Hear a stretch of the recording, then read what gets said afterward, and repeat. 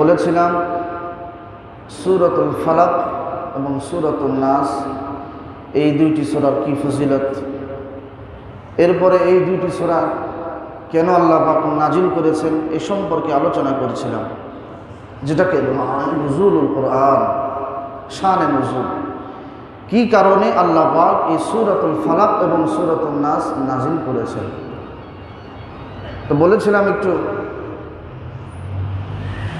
কাফের বেঈমানরা চায় দুনিয়া থেকে দিনকে মিটাইবার জন্যে, দিনের আলো, ইসলামের আলো, কোরআনের আলোকে এই দুনিয়ার জমিন থেকে মিটাবার জন্য যুগ যুগ ধরে বেঈমান কাফেররা ষড়যন্ত্র করে আসছে। দুনিয়ার জমিন থেকে দিনকে মিটাবার জন্যে বেঈমান কাফেররা চক্রান্ত করেছিল। ইহুদিদের মধ্যে এক ইহুদি সে এই ষড়যন্ত্র করেছিল, যদি মুহাম্মদ রাসূলুল্লাহ সাল্লাল্লাহু আলাইহি ওয়াসাল্লামকে যদি দুনিয়া থেকে বিদায় করে দেওয়া যায়, মুহাম্মদ সাল্লাল্লাহু আলাইহি ওয়াসাল্লাম দুনিয়া থেকে যদি বিদায় হয়ে যেতে পারে কোনো না কোনোভাবে, তাহলে তার বিদায়ের মাধ্যমে তার দিন, তার ধর্ম দুনিয়া থেকে বিদায় নিয়ে চলে যাবে। জোরে বলেন নাউজুবিল্লাহ। এহেন ষড়যন্ত্র করে বিশ্বনবীর উপরে কঠিন জাদু করেছিল। আল্লাহর হাবিব সাল্লাল্লাহু আলাইহি ওয়াসাল্লাম যেই চিরুনি দিয়ে মাথা আঁচড়াতেন ওই চিরুনির দাঁত সে সংগ্রহ করেছিল, এবং বিশ্বনবীর মাথার 11টা চুল সে সংগ্রহ করেছিল। এই চুল এবং চিরুনির দাঁতের উপরে সে কঠিন থেকে কঠিন জাদু করেছে। এই জাদুর প্রভাবে প্রভাবিত হয়ে আল্লাহর হাবিব সাল্লাল্লাহু আলাইহি ওয়াসাল্লাম অসুস্থ হয়ে গেলেন। ইহুদিদের উদ্দেশ্য ছিল এই জাদুর মাধ্যমে মুহাম্মদ সাল্লাল্লাহু আলাইহি ওয়াসাল্লামকে দুনিয়া থেকে বিদায় করে দিবে। সত্যই জাদু করার পরে বিশ্বনবী এতটাই অসুস্থ হয়ে গেলেন, 6টা মাস এই অসুস্থতার মধ্যে ভুগলেন। মাথার চুল আস্তে আস্তে সব পড়ে গেল, আনমনা হয়ে গেলেন। কোনো কাজ করলে সেটা মনে রাখতে পারতেন না, করলে বলতেন করি নাই, না করলে বলতেন করেছি। সবসময় চুপচাপ বসে থাকতেন, কথাও বলতেন না, খানা দানাও বন্ধ হয়ে গিয়েছিল। হাতের দ্বারা ইশারা করে সব সময় কি যেন তাড়াতেন। হাদিসের মধ্যে আসছে এতটাই কঠিন পরিস্থিতি 6টি মাস বিশ্বনবীর উপর দিয়ে চলছে। সর্বশেষ আল্লাহ পাক এই জাদুর প্রভাব থেকে বাঁচানোর জন্যে, এই জাদুর ক্ষতি থেকে বাঁচানোর জন্যে রোগের প্রতিষেধক হিসেবে আল্লাহ পাক সূরাতুল ফালাক এবং সূরাতুন নাস নাজিল করেছেন। সুবহানাল্লাহ। হে নবী, আপনি এই দুইটি সূরা তেলাওয়াত করেন আর আপনার চুলের মধ্যে ফু দেন। যেই 11টা চুলের মধ্যে জাদু করেছে, এক একটা পড়বেন আর এক একটা ফু দিবেন, আপনার একটা দুইটা করে সব জাদু কেটে যাবে, আপনি সুস্থ হয়ে যাবেন। বিশ্বনবী সুস্থ হয়ে গেলেন। তো এটা হলো একটা শানে নুজুল। এই কারণেই জাদুটনা, বান, জিন চালান, তাবিজ, কুফরি, শিরকি তাবিজ, তদবির, শয়তানের অনিষ্ট, মানুষের ক্ষয়ক্ষতি ইত্যাদি সব কিছু থেকে বাঁচার জন্যই আল্লাহ পাক আমাদের সামনে এই সূরাতুল ফালাক এবং সূরাতুন নাস নাজিল করেছেন। বলেন সুবহানাল্লাহ। তো এইভাবে দিনকে মিটাবার জন্যে, ইসলামকে ধ্বংস করার জন্যে সেই বিশ্বনবীর জন্মের পর থেকে নিয়েই কাফের বেঈমানরা ষড়যন্ত্র শুরু করেছে। আদৌ পর্যন্ত তারা ষড়যন্ত্র করছে কিভাবে এই জমিন থেকে দিনকে মিটিয়ে দেওয়া যায়, কোরআনের আলো, ইসলামের আলোকে কিভাবে নিভিয়ে দেওয়া যায়। আল্লাহ পাক সূরাতুস সফের মধ্যে বলছেন, ইউরিদুনা লিইউতফিউ নূরাল্লাহি বিআফওয়াহিহিম ওয়াল্লাহু মুতিম্মু নূরিহি ওয়ালাউ কারিহাল কাফিরুন। আল্লাহ পাক বলছেন, আমার নবী, বেঈমান কাফেররা চায় এই জমিন থেকে দ্বীনের আলো, ইসলামের আলো, কোরআনের আলো চিরতরে বন্ধ হয়ে যাক, নিভে যাক। কিন্তু নবী, আপনি শুনে রাখেন, এই দ্বীনের আলো, কোরআনের আলো, ইসলামের আলো এই জমিনে আমি আল্লাহ পাক জ্বালাবই, যদিও কাফেররা অপছন্দ করে। বলেন না সুবহানাল্লাহ।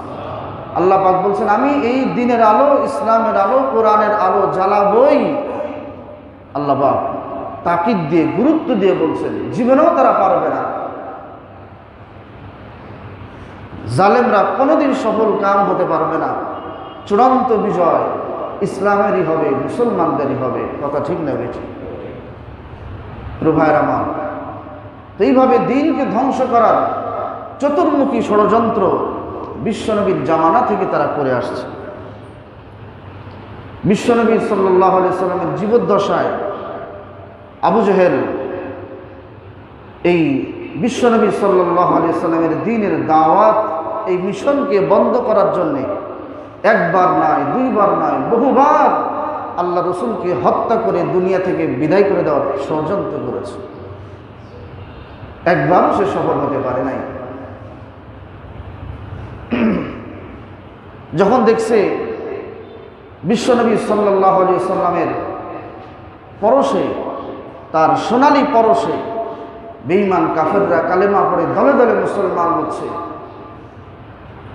বিশ্বনবী সাল্লাল্লাহু আলাইহি সাল্লামের নূরের চেহারা, নুরানি চেহারার বরকতে বেঈমান কাফেররা, নাস্তিক বেঈমানরা মুহূর্তের মধ্যে আস্তিক হয়ে যায়। বিশ্বনবীর নুরানি চেহারা দেখে, আখলাক এবং চরিত্র দেখে কাফের বেঈমানেরা কালেমা পড়ে মুসলমান হতে আরম্ভ করল। শুধু তাই নয়, বিশ্বনবীর তেলাওয়াত শুনে, বিশ্বনবী সাল্লাল্লাহু আলাইহি ওয়াসাল্লামের কণ্ঠে সুমধুর ঝংকারের তেলাওয়াত শুনে দলে দলে কাফের বেঈমানেরা পাগল পারা হয়ে কালেমা পড়ে মুসলমান হয়ে যায়। এটা যখন আবু জেহেল দেখলো, তার ষড়যন্ত্র বাড়তে লাগলো কিভাবে মুহাম্মদকে দুনিয়া থেকে বিদায় করা যায়। কারণ মুহাম্মদ সাল্লাল্লাহু আলাইহি ওয়াসাল্লামকে যদি দুনিয়া থেকে বিদায় না করা যায়, তার সরদারি টিকবে না, তার ক্ষমতা, তার নেতৃত্ব, তার নেতাগিরি টিকবে না। এহেন ষড়যন্ত্র করে বিভিন্নভাবে আল্লাহ রসুলকে হত্যা করার সিদ্ধান্ত সে নিয়েছে। ইতিহাস লেখে, একদিন আল্লাহ রসুল সাল্লাল্লাহু আলাইহি সাল্লাম বাইতুল্লাহর পাশে বসে কোরআনে কারীমের তেলাওয়াত করছেন। আবু জেহেল চিন্তা করলো সুবর্ণ একটা সুযোগ,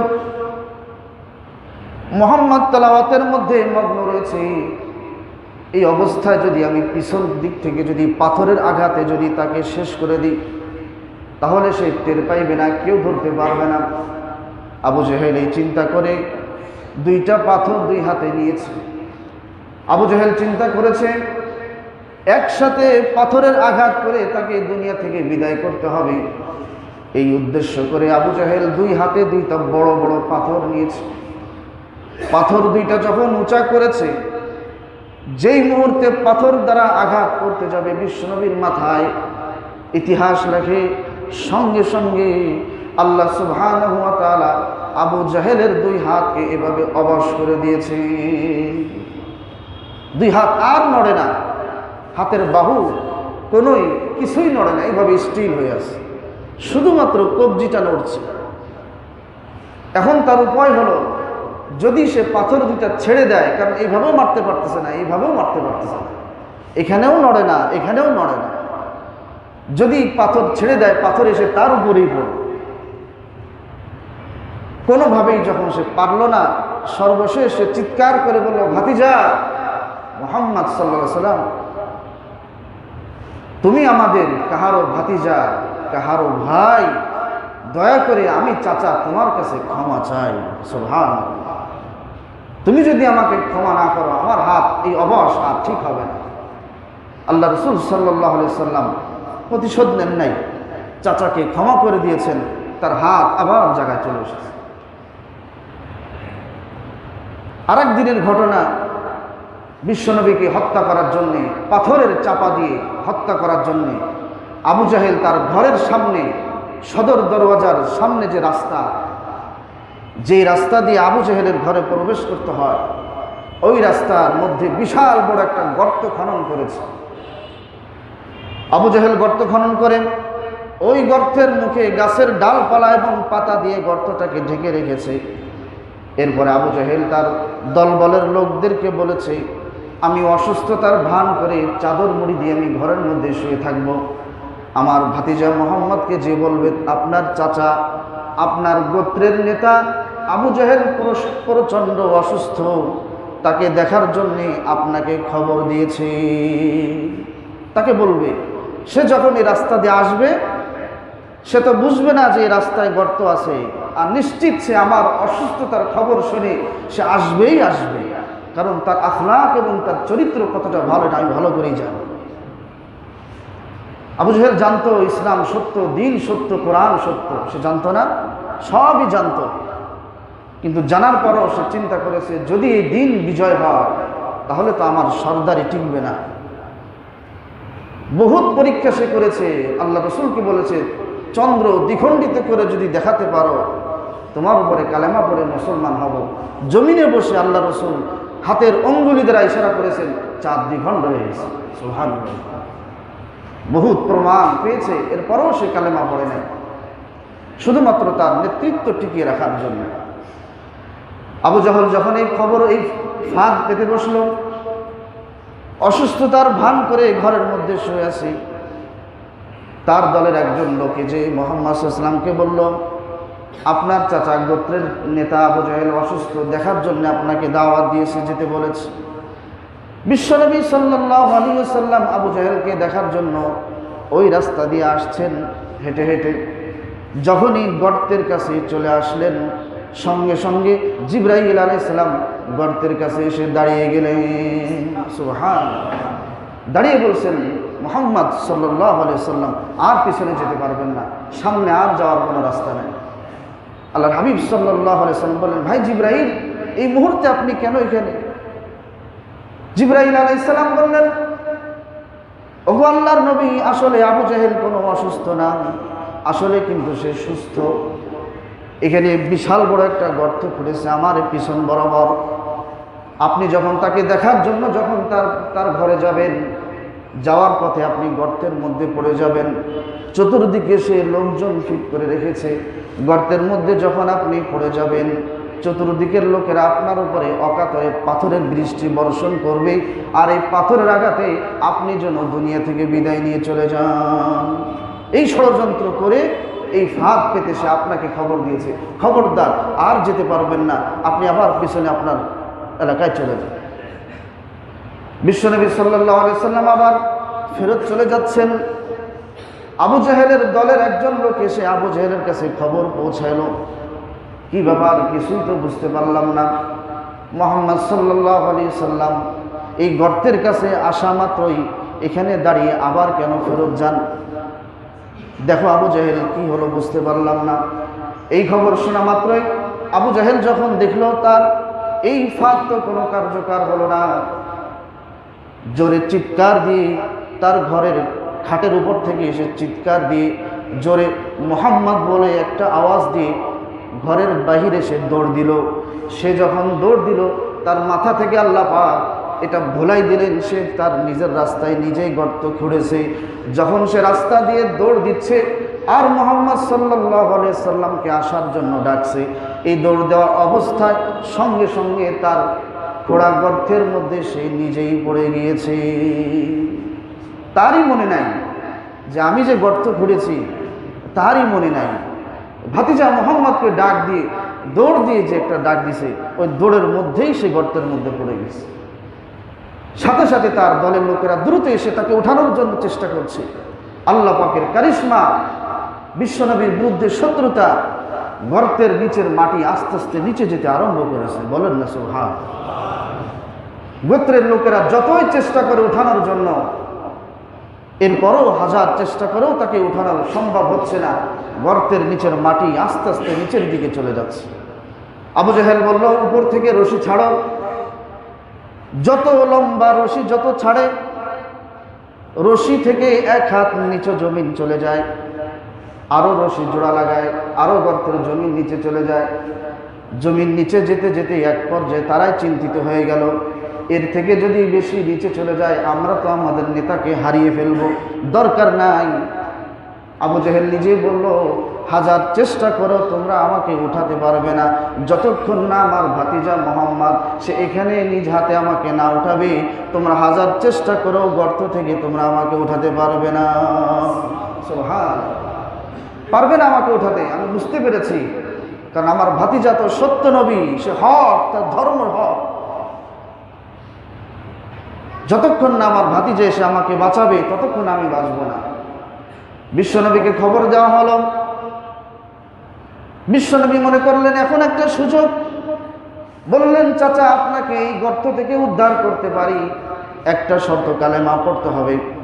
বিশ্বনবী মনে করলেন এটাই মনে হয় সবচেয়ে বড় একটা সুযোগ, হয়তোবা মৃত্যুর ভয় হইলেও এখনই হয়তো আমার চাচা কালেমা পড়বে।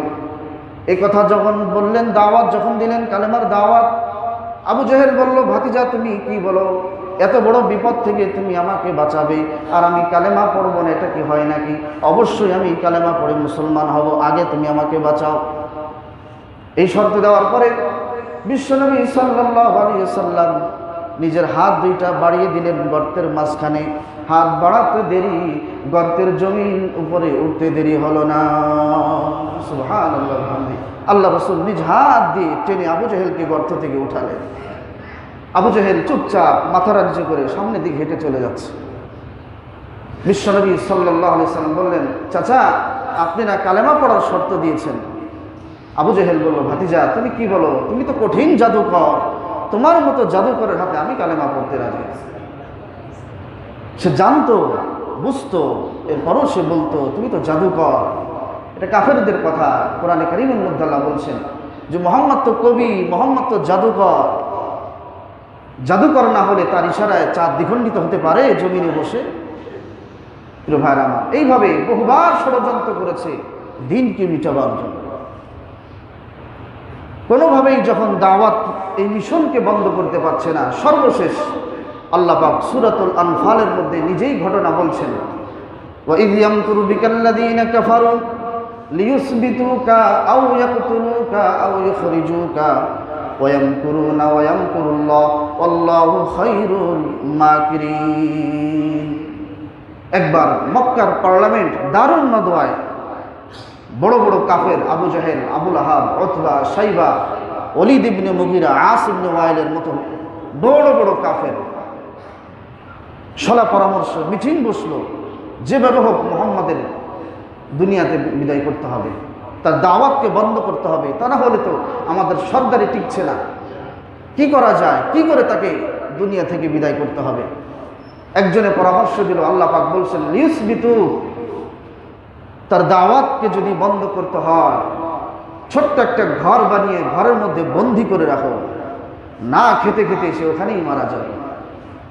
উপস্থিত অন্যরা বলল এটা করা যাবে না, যদি এটা করি তাহলে তার দলের লোকেরা এসে ঘর দরজা ভেঙে চুরে তাকে বের করে নিয়ে যাবে। আর একজনে পরামর্শ দিল আও ইখরিজু, দেশ থেকে চিরতরে বের করে দাও, বহিষ্কার করে দাও। মুসাকে যেমন কাফেররা বলতেছে, তারা ইতিহাস তো জানে, মুসাকে যেরকম দেশ থেকে বহিষ্কার করেছে তাকেও দেশ থেকে তাড়িয়ে দাও। এ কথা বলার পরে আবু জেহেল বলছে মুহাম্মাদের যে আখলাক, তার যে চরিত্র, তার আখলাক, তার চরিত্র দেখে সে যেই দেশে যাক না কেন দলে দলে কাফেররা মুসলমান হয়ে যাবে। অতএব তাকে দেশ থেকে বহিষ্কার করলেও দাওয়াতের এই মিশন বন্ধ হবে না। আমি একটা পরামর্শ দিই, শোনো। আবু জাহেল নিজেই বলতেছে, আল্লাহ পাক ঘটনা কোরআন কারীমের মধ্যে তুলে ধরেছেন, আও ইয়াকতুলু, কুরাইশ গোত্রের প্রত্যেকটা পরিবারের মধ্য থেকে এক একজন যুবককে বের করতে হবে। প্রত্যেকটা যুবকের হাতে ধারালো তরবারি দিতে হবে, অস্ত্র দিতে হবে। প্রত্যেকটা যুবক একসাথে মুহাম্মাদের উপরে অতর্কিত হামলা চালাবে, তাহলে নির্দিষ্টভাবে কাহার উপরে এর হত্যার দায়ভার পড়বে না। অতএব আমরা কুরাইশ গোত্রের প্রত্যেকটা পরিবারের যুবকের পক্ষ থেকে 100 উট আমরা জরিমানা হিসেবে দিয়ে দিব, তাহলে কঠিন কোনো বিচার হবে না, মুহাম্মদ দুনিয়া থেকে বিদায় নিয়ে চলে যাবে। আবু জেহেলের এই পরামর্শের উপরে সবাই একমত হয়ে গেল, আজ রাতেই তাকে হত্যা করে ফেলতে হবে এইভাবে। কিন্তু আল্লাহ পাক তো তার নবীকে হেফাজত করবেন। সঙ্গে সঙ্গে আল্লাহ পাক ওহী নাযিল করে বলে দিলেন, নবী আজ রাতেই মক্কার জমিন ছেড়ে মাতৃভূমি ত্যাগ করে মদিনার দিকে আপনি হিজরত করবেন। আজকেই তারা আপনাকে হত্যার ষড়যন্ত্র করেছে। সুবহানাল্লাহ। আল্লাহ পাকের প্রত্যাদেশে আদেশ পাওয়ার পরে নবীজি ওই রাত্রেই মক্কার জমিন ছেড়ে মদিনার দিকে হিজরত করলেন। প্রিয় ভাইরা আমার, এইভাবে যুগ যুগ ধরে কাফের বেঈমানরা চেষ্টা করছে এই দ্বীনকে জমিন থেকে বিদায় করে দেওয়ার জন্য, কিন্তু পারে নাই, পারবেও না। কথা ঠিক না বেঠি? এই ইহুদ নাসারারা, এই কাফের বেঈমানরা বিশ্বনবীর জীবদ্দশায় তো কষ্ট দিছেই, এমনকি নবীজির ইন্তেকালের পরেও নবীকে রওজায়ে আতহারে শান্তি মতো ঘুমাতে দেয় না। ইন্তেকালের পরেও বিশ্বনবীর লাশ নিয়ে তারা ষড়যন্ত্র করেছে। ইহুদিরা চিন্তা করল, মুসলমানদের হার্ট, মুসলমানদের কলিজা হলো মুহাম্মদ সাল্লাল্লাহু আলাইহি ওয়াসাল্লাম। যেহেতু মুসলমানদের ধর্মগুরু, মুসলমানদের হার্ট, মুসলমানদের কলিজা মুহাম্মদুর রাসূলুল্লাহ সাল্লাল্লাহু আলাইহি ওয়াসাল্লাম ইন্তেকাল করেছে, কিন্তু তার দাওয়াতের মিশন তো চলে যায় নাই, মদিনার জমিনে এসে শুয়ে আছে। ইহুদিরা পরামর্শ করলো, মদিনার জমিনে যেহেতু মুহাম্মাদের লাশ রয়েছে, এই মদিনার জমিন থেকে মুহাম্মাদের লাশকে গায়েব করে ফেলতে হবে, মুহাম্মাদের সাল্লাল্লাহু আলাইহি সাল্লামের লাশকে চুরি করতে হবে। এরপরে মুসলমানদেরকে বলতে হবে, তোমাদের ধর্মগুরু যার কবর তোমরা জিয়ারত করতে যাও, তার লাশ তো ওই কবরের মধ্যেই নাই। তারা ষড়যন্ত্র করলো, মুহাম্মাদের লাশ চুরি করতে হবে, তাহলে মুসলমানদের মধ্যে একটা পেরেশান, মুসলমানরা একটা পেরেশানের মধ্যে পড়ে যাবে। আল্লাহ রসুলের লাশ গেল কোথায়? ইহুদিরা ষড়যন্ত্র করলো, মুসলমানরা ভাববে তাদের ধর্ম তো সত্য না, ধর্মগুরুর স্থানই নাই কবরের মধ্যে, কোথায় গেল? তারা ষড়যন্ত্র করলো, মুসলমানদের সাথে একটা খেলা জমবে। যদি তাদের হাড়, তাদের কলিজার লাশটাকে যদি ওই মদিনার মাটি থেকে, রওজায়ে আতহার থেকে যদি সরাই দেওয়া যায়, তাহলে মুসলমানদের সাথে একটা খেলা জমবে, তাদের ধর্ম ছেড়ে দিবে। তাদেরকে বলতে পারবো আমরা, যার কবর জিয়ারত করো তার লাশই তো নাই ওখানে, খামাখা জিয়ারত করে লাভটা কি? এখনো ষড়যন্ত্র করে তিনজন ইহুদিকে ইসলামের লেবাস জুব্বা পরিয়ে, বিশ্বনবীর সুন্নাত পাগড়ি মাথায় দিয়ে, বিশ্বনবীর সুন্নাত দাড়ি মুখের মধ্যে নকল দাড়ি আপাতত লাগিয়ে মদিনার মাটিতে তারা পাঠিয়ে দিয়েছে। তিনজন বড় বড় ইহুদি বড় মুসলমানের বেশ ধারণ করে, ইয়া বিশাল বড় জুব্বা, পাগড়ি, মাথায় টুপি, মনে হয় কত বড় সুফি সম্রাট মদিনার মাটিতে পাও রেখেছে। 1 বছর, 2 বছর, 3 বছর পর্যন্ত এই মদিনার মাটিতে থেকেছে, আর মদিনার মানুষের সাথে একটা আস্থা বিশ্বাসের সম্পর্ক, ভালোবাসার সম্পর্ক তারা গড়ে তুলেছে। এই তিনজন ইহুদির কাজ হলো মুসলমানের বেশ ধারণ করা, মাথায় পাগড়ি, গায়ে জুব্বা। এই তিনজনের কাজ, সারাদিন এরা দাওয়াতের কাজ করে, আর রাতের বেলায় বিশ্বনবীর লাশকে কিভাবে চুরি করা যায় ষড়যন্ত্র তারা করে। 3 বছর পর্যন্ত শুধু তারা দাওয়াতের কাজই করেছে, মানুষের অন্তরের মধ্যে ভালোবাসার একটা সম্পর্ক গড়ে তুলেছে। 3 বছর পরে যখন মদিনার মাটির মানুষ চিন্তা করলো, এই তিনজনের মতো বিদেশি 3 জন মুসাফির, এদের মতো বড় বুজুর্গ তো আর কেউ নাই, তাদের জন্য ভালো থাকা, ভালো খাবারের ব্যবস্থাও করে দিয়েছে মদিনার মানুষ। সব সময় মসজিদে নববীতে তারা পড়ে থাকে, সারাদিন মসজিদে নববীতে পড়ে থাকে, কেউ নামাজে, কেউ তেলাওয়াতে, কেউ মুনাজাতে, আবার সময় পেলেই দাওয়াতের কাজে লিপ্ত হয়। 3টা বছর পার করেছে, মানুষের মনে ধারণা, এদের মতো সুফি সম্রাট আর কেউ নাই। বর্তমান বাংলার জমিনেও ইসলামের লেবাস ধারণ করে, মাথায় পাগড়ি টুপি দিয়ে ইহুদ নাসারের দালালেরা সুফি সম্রাট নাম উপাধি দিয়ে মোড়ে মোড়ে বসায় রেখেছে মুসলমানদের ইমান আমলকে ধ্বংস করার জন্য। ঠিক না বেঠিক? বড় বড় সুফি সম্রাট, অলিকুল শিরোমণি, সবগুলো ঢাকার মোড়ে মোড়ে বসছে আর মুসলমানদের ইমান আমলকে ধ্বংস করছে। ওই রূপ ধারণ করে এরা মদিনার মাটিতে রয়েছে। এক পর্যায়ে মদিনার মাটির মানুষের কাছে, মদিনার মানুষের কাছে প্রস্তাব করেছে, আমাদের ইবাদতের সুবিধার্থে রওজায়ে আতহারের পাশেই আমাদের একটু জায়গা আমাদের জন্য ভাড়া দেওয়া হোক, আমরা 3 জন ওখানে থেকে আমরা ওখানে থাকবো, ওখানে ইবাদত বন্দেগী করব। তাদের ব্যাপারে কারো সন্দেহ নাই, রওজায়ে আতহারের পাশেই তারা একটা জায়গা ভাড়া করে ওখানেই ঘর উঠাইয়া ওখানেই তারা থাকছে, ওখানেই ইবাদত বন্দেগী করে, সারাদিন মসজিদে নববীতে কাটায়, সারাদিন রোজা রাখে, রোজা ছাড়া থাকে না কখনো। কেউ দাওয়াত করলে তাদের বাড়ি দাওয়াত খেতেও যায় না, রোজা। সারাদিন মসজিদে নববীতে ইবাদত করে, আর রাত্র হলেই যেখানে তারা ভাড়া করেছে ওই জায়গা থেকে একটা রওজা আতহারের দিকে একটা সুড়ঙ্গ খনন করা শুরু করেছে। উদ্দেশ্য হলো মুসলমানদের হাড় কলিজার লাশকে তারা চুরি করবে। আস্তে আস্তে এইভাবে সারাদিন ইবাদত, আর রাত্র হইলেই তাদের এই মিশন, গর্ত খনন করে লাশ চুরি করার ধান্দা। 1 বিঘা, আধা হাত, 1 হাত করে তারা আগায়। এইভাবে করতে করতে যখন আর মাত্র 20 থেকে 25 দিন গেলেই বিশ্বনবীর লাশকে তারা চুরি করতে পারবে, এমন একটা মুহূর্তে, এমন একটা সময় বিশ্বনবী সাল্লাল্লাহু আলাইহি ওয়াসাল্লাম তৎকালীন যুগের ইরাকের প্রেসিডেন্ট, যার নাম হলো নুরউদ্দিন জঙ্কি রহমতুল্লাহি আলাইহি, নাম কি? নুরউদ্দিন জঙ্কি রহমতুল্লাহ, একজন সাধারণ আম মানুষ, রাজনৈতিক ব্যক্তিত্বের মানুষ, প্রেসিডেন্ট ছিলেন তৎকালীন ইরাকের। বিশ্বনবীর একজন খাঁটি আশিক ছিলেন, অনেক বড় একজন আশিক।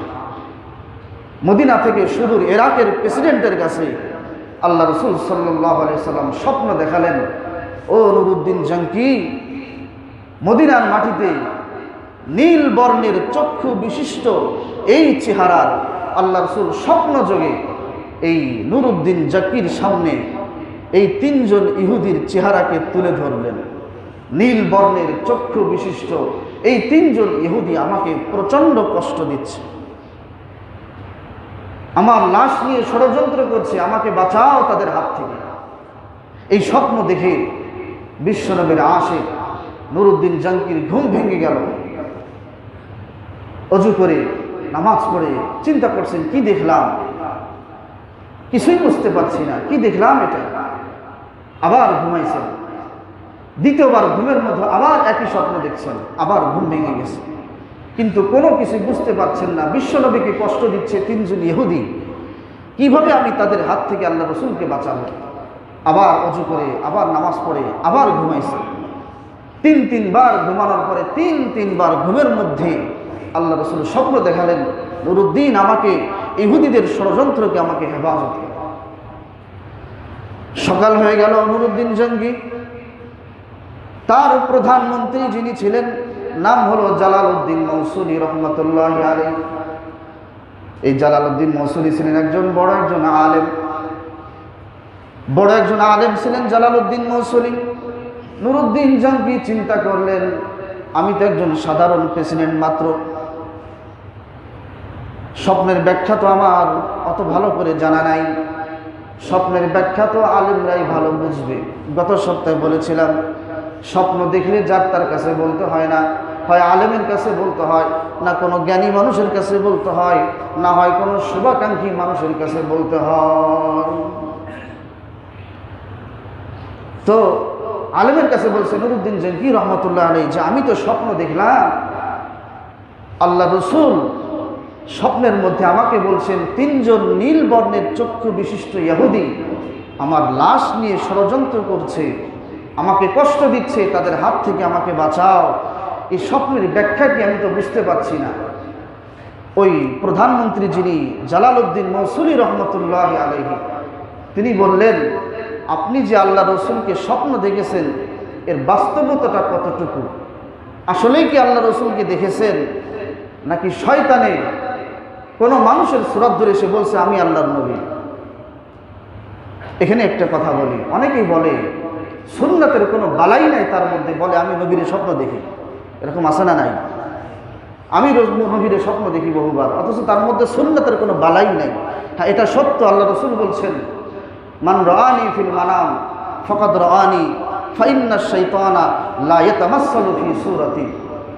যে স্বপ্ন যোগে যে আমাকে দেখলো সে কেমন যেন বাস্তবেই আমাকে দেখলো, আর আমাকে যে দেখলো সে জান্নাত, কারণ শয়তান আমার সূরত কোনোদিন ধরতে পারে না।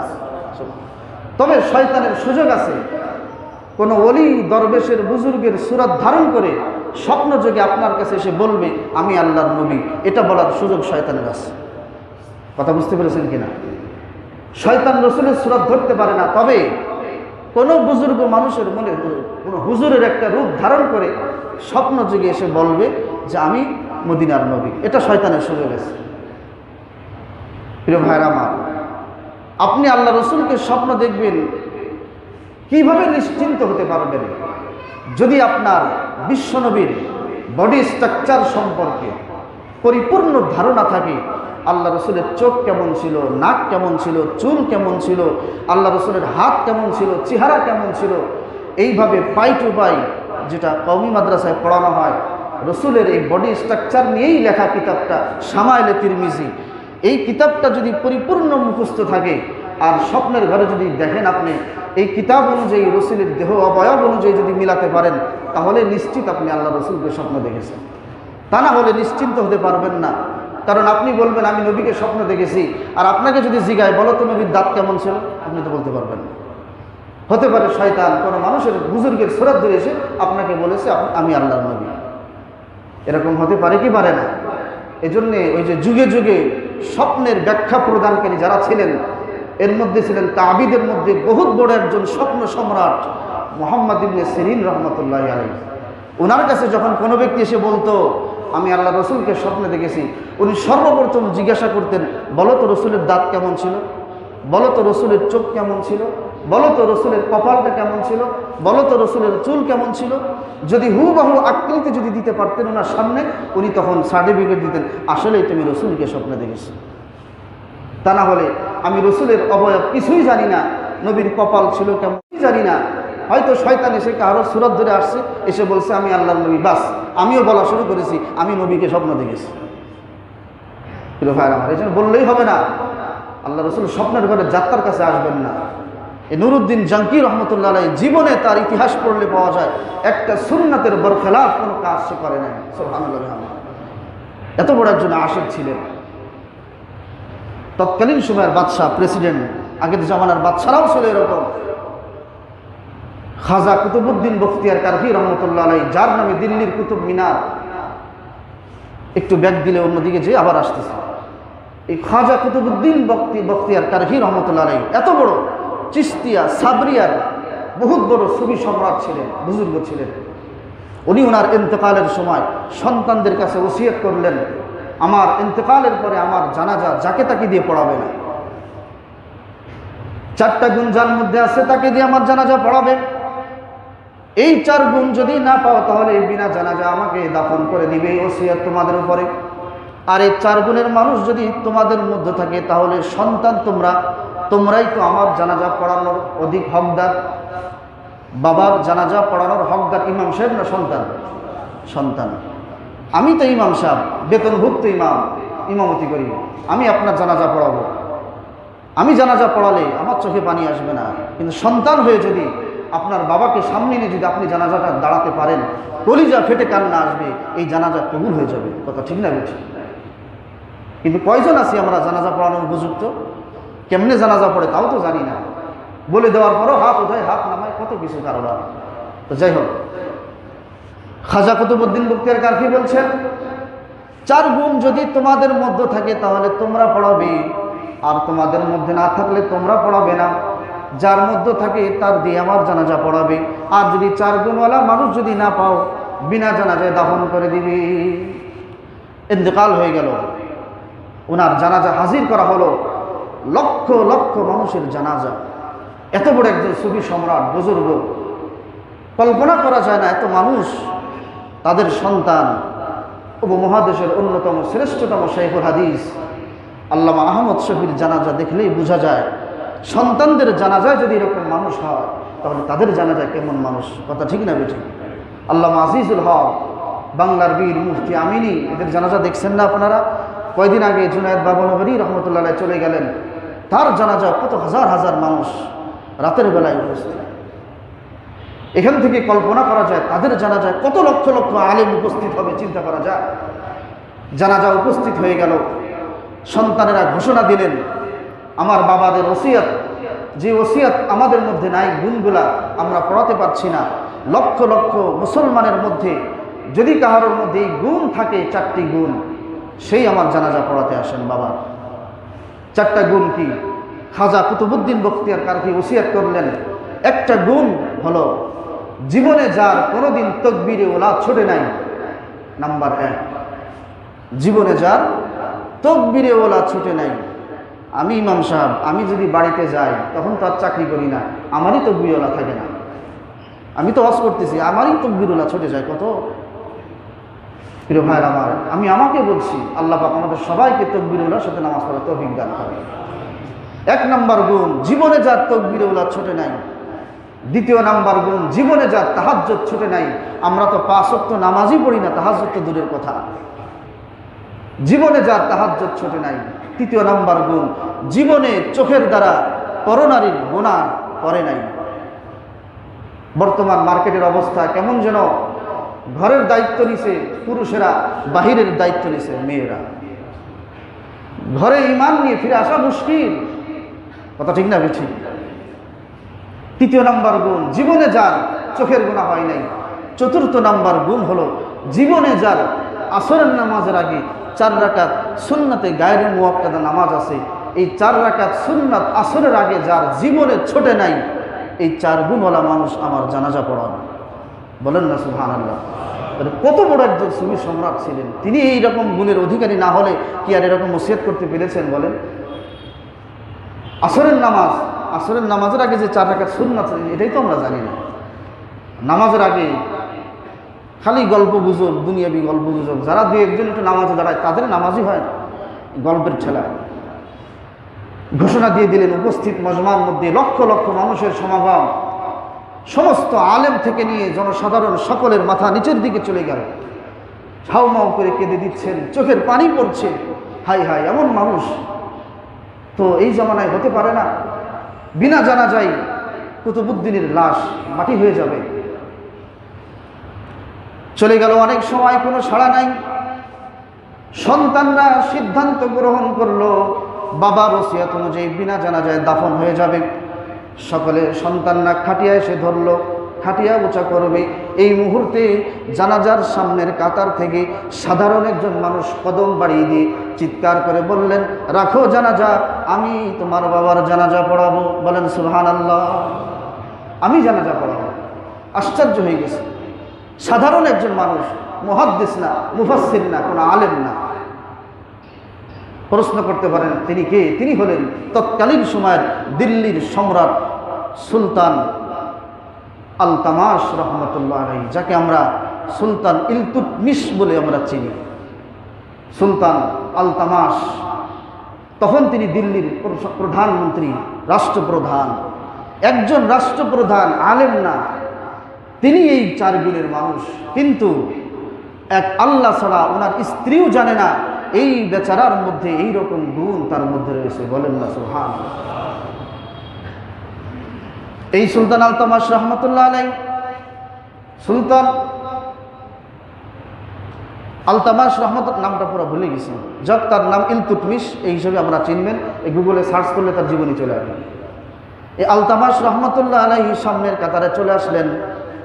এসে কুতুবউদ্দিন বখতিয়ার কারখির জানাজার সামনে এসে দাঁড়িয়ে কুতুবউদ্দিন বখতিয়ার কারখির চেহারা থেকে কাফনের কাপড়টা সরালেন। কুতুবউদ্দিনের কপালের মধ্যে চুমু খেয়ে বললেন, কুতুবউদ্দিন, আমি জীবনে আমার আমলগুলাকে ইখলাসপূর্ণ হওয়ার জন্য একমাত্র আমার আল্লাহ ছাড়া স্ত্রীকেও জানাতে দেই নাই। কিন্তু কুতুবউদ্দিন, আজকে তুমি তো চলে গেলা, আমাকে ফাঁসায় রেখে গেলা। এতদিন আমার আমলের খবর কেউ জানতো না, আজকে আমার আমলের খবর সবাই জেনে গেল। না জানি আমার আমলগুলা বরবাদ হয়ে গেল কিনা। কুতুবউদ্দিন, তোমার কাছে একটা আরজি, ময়দানে মাহশারে যখন তুমি জান্নাতে যাবে, আমি ইলতুৎমিশকে তুমি জান্নাতে নিয়ে চলে যাবে। সুবহানাল্লাহ। আমাকেও তুমি জান্নাতে নিয়ে যাও। এই 4 গুণের মানুষ সাধারণ একজন মানুষের মধ্যে রয়েছে, কোনো আলেমের মধ্যে পাওয়া যায় নাই। তো যাই হোক, যে কথা আবার ফিরে আসি, এই নুরুদ্দিন জঙ্গি এরকম একজন মানুষ, সাধারণ রাজনৈতিক ব্যক্তিত্ব। এই আলেমের কাছে যখন স্বপ্ন বললেন, 2 মিনিটের মধ্যেই শেষ করে দেব ইনশাআল্লাহ।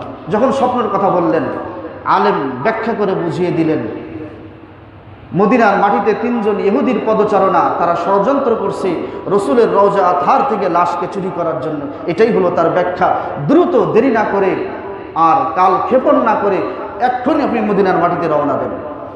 16,000 সৈন্য নিয়ে চলে গেলেন মদিনার মাটিতে। সৈন্যদেরকে বিভিন্ন অলিগলিতে ফিট করে দিলেন।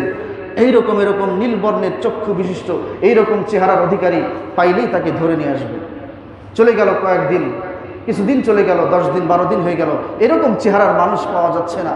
কারণ কল্পনাই তো করতে পারে না মানুষ এইরকম বুজুর্গরা এরকম কাজ করতেছে। সর্বশেষ সিদ্ধান্ত নিল মদিনার মাটির থেকে কোনো মুসলমান মদিনা থেকে বের হতে পারবে না, তবে বাহিরের লোক মদিনায় ঢুকতে পারবে। এই ঘোষণা দিয়ে বললেন, মদিনার মাটিতে যত মানুষ আছে সমস্ত মানুষদেরকে আমার পক্ষ থেকে দাওয়াত, সকলের মেহমানদারি গ্রহণ করার জন্য ঘোষণা করে দেন। প্রথম দিন মেহমানদারি হলো, সারাদিন মেহমানদারি। এই মেহমানদারির মধ্যে যারা উপস্থিত হয় দাওয়াতের মধ্যে, নুরুদ্দিন জাঙ্কি রহমতুল্লাহ আলাইহি সকলের চেহারা নজর করে দেখেন। এক বৈঠক চলে যায়, আর এক বৈঠক আসে, এইভাবে সারাদিন বৈঠকের উপরে বৈঠক চলে। কিন্তু এই 3 জনকে খুঁজেই পাওয়া যাচ্ছে না। একদিন চলে গেল, 2 দিন চলে গেল, 3 দিন চলে গেল, 4th দিন চলে গেল। ঘোষণা দিলেন আর কেউ কি বাকি আছে, এরপরও পাওয়া গেল না। সর্বশেষ খবর এলো 3 জন বড় বড় বুজুর্গ তারা সারাদিন রোজা রাখে, বিধায় দাওয়াতে আসতে পারে না। সেই 3 জন বড় বড় বুজুর্গ কে কোথায় থাকে? রওজায়ে আতহারের পাশে। বিশ্বনবীকে তো ইন্তেকালের পরে তার হুজরাখানায় দাফন করা হয়েছে, মসজিদ নববীর পাশে। রওজায়ে আতহারের পাশে তারা থাকে, সারাদিন রোজা রাখে। তাদের ঘরে খাবারটা পৌঁছায় দেন। নুরুদ্দিন জাঙ্কি রহমতুল্লাহ আলাইহি নিজ জিম্মায় খাবার নিয়ে চলে গেলেন তাদের কাছে। যে ঘরের দরজা খুলে দেখলেন একজন নামাজে, একজন মোনাজাতে, একজন তেলাওয়াতের মধ্যে ব্যস্ত। তাদেরকে সঙ্গে সঙ্গে নামাজ শেষ করতে বললেন। নুরুদ্দিন জাঙ্কি তাদের চেহারা দিকে সঙ্গে সঙ্গে ধরে ফেললেন। বিশ্বনবীর স্বপ্নে যোগে দেখা যেই চেহারা, এই তো সেই চেহারার মানুষ। সুবহানাল্লাহ। সঙ্গে সঙ্গে তাদেরকে ধরে ফেললেন। কোত্থেকে এসেছো, কোথা থেকে এসেছো, কি তোমাদের পরিকল্পনা? স্বীকার করে তারা, আমরা এরকম হতেই পারি না। এরপরে নুরুদ্দিন জঙ্গি তাদের ঘর তল্লাশি করলেন। দেখলেন এক জায়গায় গর্ত খনন করেছে, ওই গর্তের উপরে গাছের ডালপালা দিয়ে, কাঠ দিয়ে ঢেকে জায়নামাজ বেশি, ওখানেই তারা নামাজ পড়ে। কত বড় বুজুর্গ মানুষ! জায়নামাজ সরালেন, দেখেন আস্তে আস্তে বিশাল বড় সুড়ঙ্গ। এই কয়দিনের মধ্যে এই 3 জন দরবেশ গর্ত খনন করতে করতে রওজায়ে আতহারের কাছে চলে গেছে। নবীজির পাও মুবারক একেবারে রওজা থেকে বের হয়ে গেছে। এটা যখন দেখে ফেলল সুলতান নুরুদ্দিন জঙ্গি, তিনি এই গর্তের মধ্যে প্রবেশ করলেন। গর্তটা আলোকিত হয়ে গেছে, যত সামনে যান তত আলো বেশি। যে দেখেন বিশ্বনবীর কদম মুবারকের নূরে পুরা গর্ত আলোকিত হয়ে গেছে। সুবহানাল্লাহ। নুরুদ্দিন জঙ্গি রহমতুল্লাহ আলাইহি সামনে যে বিশ্বনবীর কদম মুবারকটা চেপে ধরলেন, চুমা খেলেন। এরপরে বিশ্বনবীকে বললেন, ওগো আল্লাহর নবী, আপনি হলেন কবরের জগতে, আমি এখনো দুনিয়ার জগতে, হায়াতের জগতে। আমার মতো একজন নগণ্য উম্মতকে আপনি স্বপ্ন জেগে আপনার বিরুদ্ধে ষড়যন্ত্র থেকে বাঁচানোর জন্য স্বপ্ন দেখিয়েছেন। আমি আপনার কদম মুবারকে চুমা খেয়ে ধন্য হলাম। আপনার কাছে আমার আরজি হলো, ময়দানে মাহশারে আপনি যেই জান্নাতে থাকবেন সেই জান্নাতে আপনার সাথে একটু থাকার ব্যবস্থা করে দিবেন। সুবহানাল্লাহ। এরপরে নুরুদ্দিন জঙ্গি রহমতুল্লাহ আলাইহি সীসা ঢালা পাথর দিয়ে পুরা রওজায়ে আতহারটাকে একেবারে ঘিরে দিলেন, আটকে দিলেন। এমন সীসা ঢালা পাথর দিয়ে রওজায়ে আতহারকে আটকে দিলেন, কিয়ামত পর্যন্ত কোনো জালেম, কোনো বেঈমানের ক্ষমতা নাই রাসূলের রওজা থেকে তার লাশকে সরানো। সুবহানাল্লাহ। আলহামদুলিল্লাহ। প্রিয় ভাইয়ের আমার, ঘটনা বলার উদ্দেশ্য হলো বেঈমানরা যুগ যুগ ধরে ষড়যন্ত্র করেছে ইসলামকে মিটিয়ে দেওয়ার জন্য, পারে নাই, ইনশাআল্লাহ পারবেও না। কথা ঠিক না বেঠিক? মুসলমানদের বিরুদ্ধে ষড়যন্ত্র করেছে, মুসলমানদেরকে হত্যা করছে, কিন্তু এরপরেও তারা পারে নাই, পারবেও না। বড় বড় নবীদেরকে হত্যা করেছে। বনী ইসরাইলের 40 জন নবীকে একসাথে সকালবেলায় জবাই করেছে দিনকে মিটাবার জন্য। কিন্তু জালেমরা কখনো সফল হতে পারে না। চূড়ান্ত বিজয়, চূড়ান্ত সফলতা আল্লাহ পাক মুসলমানদেরকেই দান করবেন। বলেন সুবহানাল্লাহ। আল্লাহ পাক